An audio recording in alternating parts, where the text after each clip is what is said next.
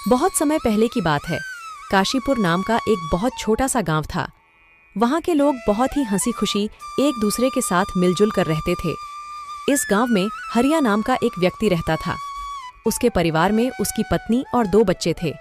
हरिया के पास 2 गायें थीं, जिनका दूध बेचकर वह अपने जीवन निर्वाह करता था। इस गांव की सबसे बड़ी समस्या थी पानी की, क्योंकि पूरे गांव में केवल एक ही तालाब था। लोग इसी तालाब से पानी भरकर अपने दैनिक जीवनचर्या के काम किया करते थे। गांव में और कोई पानी का साधन न होने की वजह से गांव के लोगों को इसी तालाब के पानी पर निर्भर रहना पड़ता था। हालांकि गांव के लोग अपनी इस जिंदगी से खुश थे। कुछ समय यूं ही हंसी खुशी बीत जाता है, लेकिन एक दिन जब गांव के कुछ लोग तालाब पर पानी भरने जाते हैं तो देखते हैं कि तालाब में बड़े बड़े मगरमच्छों ने कब्जा कर लिया है। अब लोग तालाब से पानी भरना छोड़ देते हैं, क्योंकि मगरमच्छ उन्हें मार सकते थे। थोड़े दिन बाद कुछ लोगों ने हिम्मत करके उस तालाब से पानी लाने की कोशिश की, मगर तालाब के मगरमच्छ उन्हें भी मारकर खा गए। इस घटना से पूरे गांव में भय और हड़कंप मच गया। अरे देखो भाई लोग, तालाब के इन बड़े बड़े मगरमच्छों ने हमारे गांव के 2 लोगों को मार दिया। अगर ऐसा ही चलता रहा तो धीरे धीरे ये पूरा गांव खत्म हो जाए। हाँ भाई रामू, अगर हम इन मगरमच्छ के निवाले नहीं भी बने तो भी बूंद बूंद पानी को तरस तरस कर मर जाएंगे। हाँ भाई लोग, ये तो बहुत बड़ी समस्या हो गई है। अगर हम तालाब के पास भी जाएंगे तो ये मगरमच्छ हमें मार डालेंगे। लेकिन बिना पानी के हमारा गुजारा कैसे होगा? हमें कुछ करना पड़ेगा। तुम सही कह रहे हो चंदन, हमें तुरंत पंचायत बुलानी चाहिए और सरपंच जी को बताना चाहिए। हाँ चलो सरपंच जी के पास चलते हैं, अब वही कुछ कर सकते हैं। गांव के लोग मिलकर पंचायत में सरपंच जी के पास जाते हैं और अपनी समस्या बताते हैं। हाँ सरपंच जी, मगरमच्छ बहुत खतरनाक होते हैं। अगर हम तालाब के पास गए तो हमारी जान को खतरा हो सकता है। हाँ सरपंच जी, हरिया सही कह रहा है। हमने देखा कि कुछ लोग पानी भरने गए थे और मगरमच्छों ने उन पर हमला कर दिया। हाँ भाइयों, यह समस्या सच में गंभीर है, लेकिन हमें इसका कोई समाधान निकालना होगा। एक व्यक्ति है जो हमें इस समस्या से निकलने के लिए कोई बेहतर सुझाव दे सकता है। वह है मुखिया हरिलाल। हमें इस बारे में हरिलाल से बात करनी चाहिए। वह गांव के सबसे अक्लमंद इंसान है। वह इस समस्या का कोई ना कोई हल निकाल ही लेंगे। राजू और बिरजू, तुम दोनों मुखिया के घर जाओ और उनसे कहो कि सरपंच जी ने उन्हें तुरंत याद किया है। दोनों सेवक मुखिया के घर जाते हैं और मुखिया को ले आते हैं। सरपंच जी, कहिए, आपने हमें कैसे याद किया? हरिलाल, हमारे गांव के तालाब पर मगरमच्छों ने कब्जा कर लिया है और लोगों को पानी के लिए बहुत समस्या हो रही है। अब तुम उनकी समस्या का कोई समाधान निकालो। मुझे तो कुछ समझ ही नहीं आ रहा, आखिर उन मगरमच्छों से कैसे छुटकारा पाया जाए। मुखिया गहरी सोच में पड़ जाता है और फिर उसको एक उपाय सोचता है और वह सरपंच जी से कहता है। सरपंच जी, मगरमच्छों से लड़ना आसान नहीं है। हमें एक दूसरा तालाब बनाना होगा। ये काम आसान नहीं होगा, लेकिन अगर हम सब मिलकर मेहनत करेंगे तो नया तालाब जल्दी ही बन जाएगा। मुखिया जी, आप बिल्कुल सही कह रहे हैं। हम सब मिलकर मेहनत करेंगे और नया तालाब बनाएंगे। हाँ, हमें मिलकर काम करना होगा। इस समस्या का यही समाधान है। चलो फिर कल से ही हम नया तालाब खोदने का काम शुरू करते हैं। सभी गांव वाले मिलकर काम करेंगे और पानी की समस्या से जल्द ही निजात पाएंगे। गांव वाले मुखिया जी के सुझाव से सहमत होते हैं और अगले दिन से ही तालाब खोदने का काम शुरू कर देते हैं। कुछ ही दिनों की मेहनत और मशक्कत के बाद आखिरकार गांव के लोगों ने मिलकर एक बहुत ही गहरा तालाब खोद लिया। बस फिर क्या था, वर्षा ऋतु का मौसम भी आ गया और गांव में जोरदार बारिश शुरू हो गई। बारिश से वह तालाब लबालब पानी से भर गया, जिसे देख गांव के लोग बहुत खुश हुए।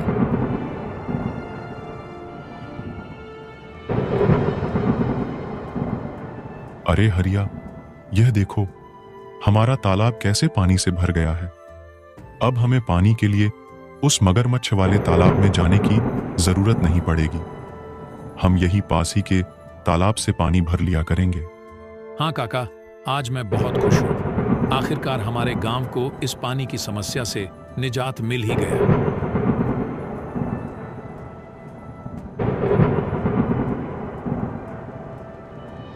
ऐसे ही कुछ दिन हंसी खुशी बीत जाते हैं। गांव के लोग तालाब के होने से बहुत खुश थे। लेकिन एक दिन गांव के लोगों की खुशी को जैसे किसी की नजर ही लग गई।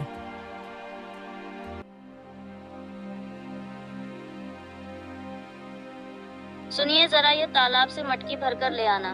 घर में पानी खत्म हो गया है। और हाँ, थोड़ा जल्दी आना। वहाँ गांव वाले लोगों से बातें करने मत बैठ जाना जब तक मैं आपके लिए गाय का दूध निकाल देती हूँ। ठीक है राधा, लाओ 2 मटकी मुझे, मैं अभी पानी भर लाता हूँ। जब हरिया मटकी लेकर तालाब के पास पहुंचा तो उसने देखा वहां पर मुखिया हरिलाल खड़ा है और वह गांव वालों से पैसे ले रहा है। हरिया ने एक व्यक्ति को रोककर पूछा, भैया क्या बात है, ये मुखिया जी किस चीज के पैसे ले रहे हैं? अरे भाई हरिया, क्या बताऊं अब तुम्हें। अब यह मुखिया जी हमसे इस पानी के पैसे ले रहे हैं। इनका कहना है कि जिसे भी इस तालाब से पानी भरना है उसको पैसे देने होंगे, और जो पैसे नहीं देगा उसे तालाब से पानी नहीं भरने दिया जाएगा। भगवान जाने अब इस गांव में क्या कहर आने वाला है। हरिया पानी भरने के लिए तालाब के पास खड़ा हो जाता है।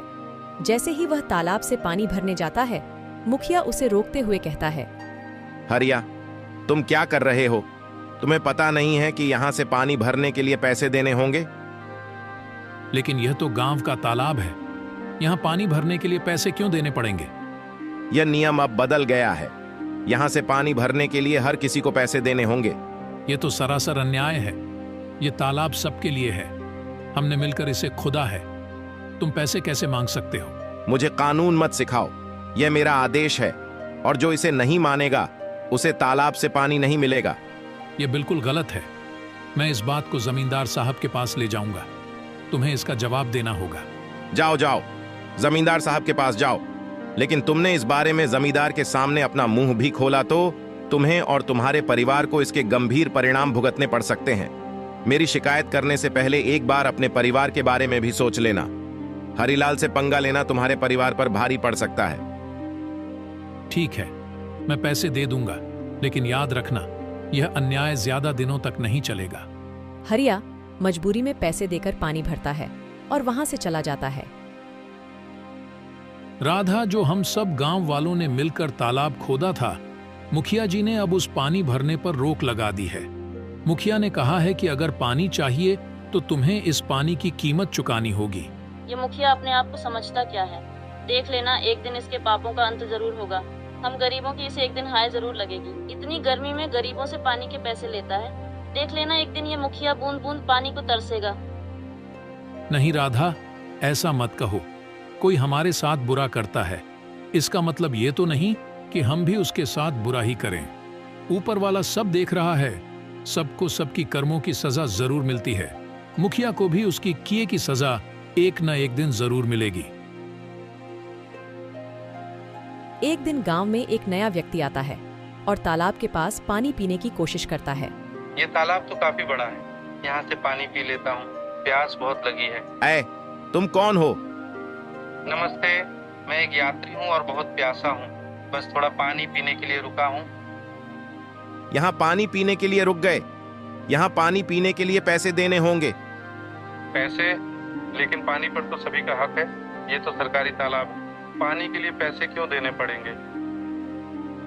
ये सरकारी तालाब नहीं, ये हमारा तालाब है। यहाँ पानी पीना है तो पैसे देने होंगे, नहीं तो चलते बनो। मुझे कानून मत सिखाओ, ये मेरा इलाका है और यहाँ मेरे नियम चलते हैं। अगर तुम्हें पानी पीना है तो पैसे दो, वरना चलते बनो। वह व्यक्ति बिना पानी पिए वहां से चला जाता है और सीधे जमींदार साहब के घर पहुंचता है। जमींदार साहब के घर के बाहर मुखिया के 2 आदमी खड़े थे। वह व्यक्ति से पूछते हैं, कौन हो तुम? तुम तो इस गांव के नहीं लगते। तुम यहाँ किस काम से आए हो? मैं जमींदार साहब से मिलने आया हूँ, उन्होंने ही मुझे बुलाया है। मेरा नाम मोहन है, मैं इस गांव का नया कलेक्टर हूँ। यह सुनकर वह दोनों आदमी उस व्यक्ति को अंदर जाने देते हैं। नमस्ते जमींदार जी, मैं इस जिले का नया कलेक्टर हूँ। मेरा नाम मोहन है। नमस्ते कलेक्टर साहब, आइए बैठिए। मुझे बताइए आप यहाँ कैसे आए?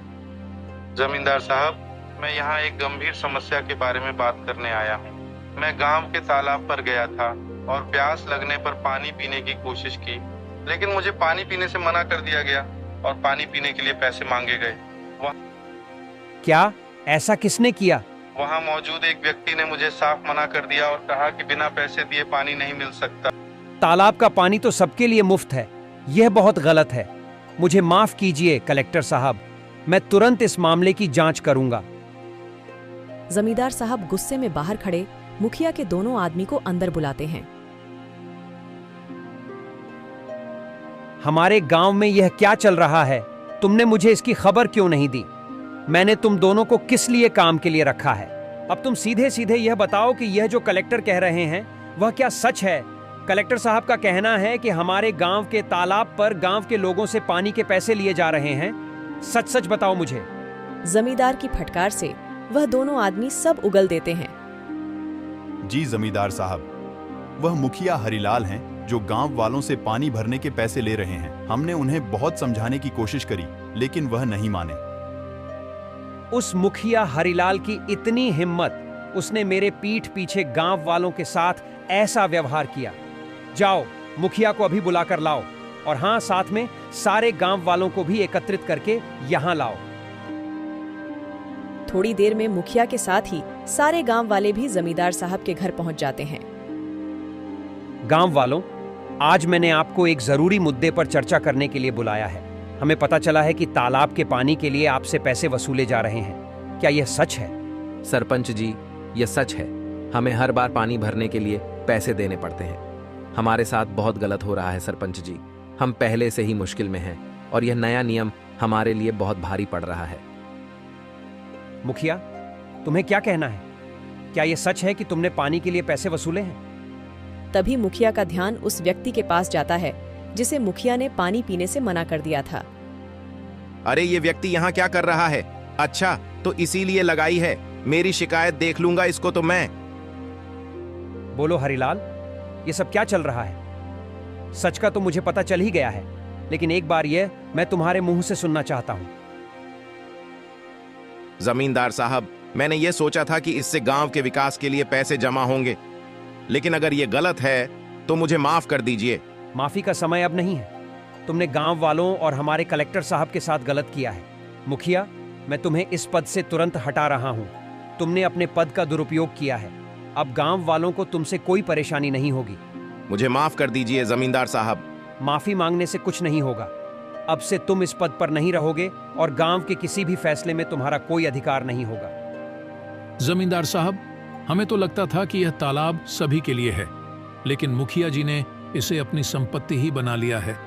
गांव वालों, मुझे खेद है कि आपको ऐसी कठिनाइयों का सामना करना पड़ा। मैं आपको आश्वासन देता हूं कि आगे से ऐसा कोई अन्याय नहीं होगा। तालाब का पानी अब सभी के लिए मुफ्त होगा। धन्यवाद जमींदार साहब, आपने हमें न्याय दिलाया। गांव वाले यह जानकर खुशी खुशी अपने काम में वापस लौट जाते हैं कि अब उन्हें तालाब के पानी के लिए कोई भुगतान नहीं करना पड़ेगा और उनके साथ कोई अन्याय नहीं होगा।